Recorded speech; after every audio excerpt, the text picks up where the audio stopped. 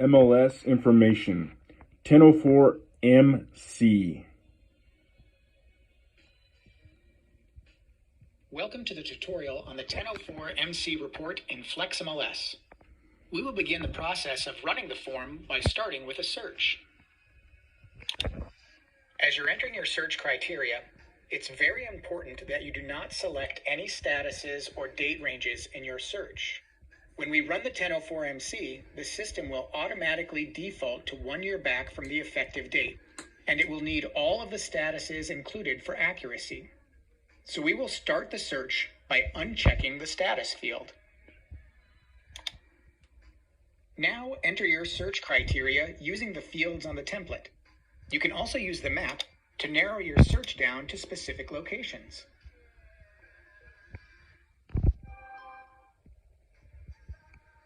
Once you've set your search criteria, click on the CMA button in the top right corner of the screen. Select Use All Results. In the CMA module, you'll find 3 options. Choose the statistical CMA and click Next Step. Select the checkbox for the Fannie Mae 1004 MC at the bottom of the menu. You'll notice that the system automatically defaults to the report's effective date as today's date. The form will run back exactly 1 year from the effective date. You can change this date, but please note, it must be less than or equal to the current date. To view the 1004 MC report, click View or select Download to download it as a PDF. When you click View, the form will open in a new tab. Now, let's take a closer look at the report. For all statistics in this report, only listings that were selected when you began the CMA are included. If you included all search results, then all listings in the search results will be included. Let's take a look at the prior 7 to 12 months. The prior 7 to 12 months has a begin date of 12 months prior to the current date. The ending date would be the current date minus 6 months minus 1 day. For example, if the current date is March 10th, 2021, the date range is March 10th, 2020 to September 9th, 2020. The prior 4 to 6 months begins 6 months prior to the current date and ends at the current date minus 3 months minus 1 day. In this situation, if the current date is March 10th, 2021, then the prior 4 to 6 months begins on September 10th, 2020 and ends on December 9th, 2020. For the current to 3 months, it will begin 3 months prior to the current date and end at the current date. So if today's date is March 10th, 2021, the date range will be December 10th, 2020 to March 10th, 2021. Now, let's take a look at the inventory analysis. First is the total number of comparable sales. If the sold date on a listing falls into the date range, the listing is included in the total number of comparable sales for that date range. Next is the absorption rate. Absorption rate is calculated by the total number of comparable sales in the given date range divided by the number of months in the date range.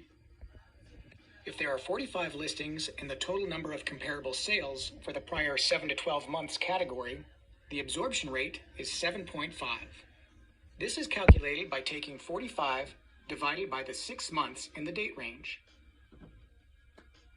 The prior 4 to 6 months and current to 3 month date ranges both span 3 months. If there are 21 comparable sales in the current to 3 month date range, the absorption rate is 7. 21 divided by 3. Next is the total number of active listings.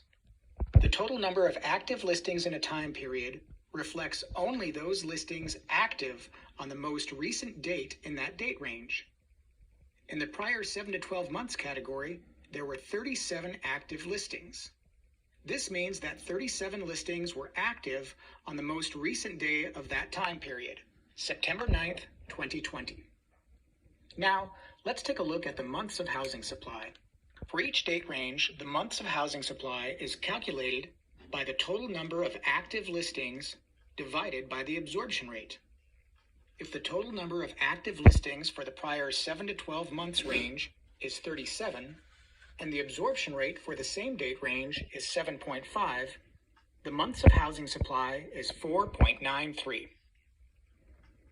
The median comparable sale price is the median price for all sold listings in the specified date range. The median comparable sales days on market is the median days on market for sold listings in that date range. The median comparable list price is the median list price for the column's total number of active listings. The median comparable listings days on market is the median days on market for the column's total number of active listings. Finally, the median sale price as percent of the list price is for all sold listings in each date range. This figure is found by calculating the sale to list price ratio for each individual listing and then finding the median of those figures. This concludes the tutorial on the 1004 MC report. Thank you.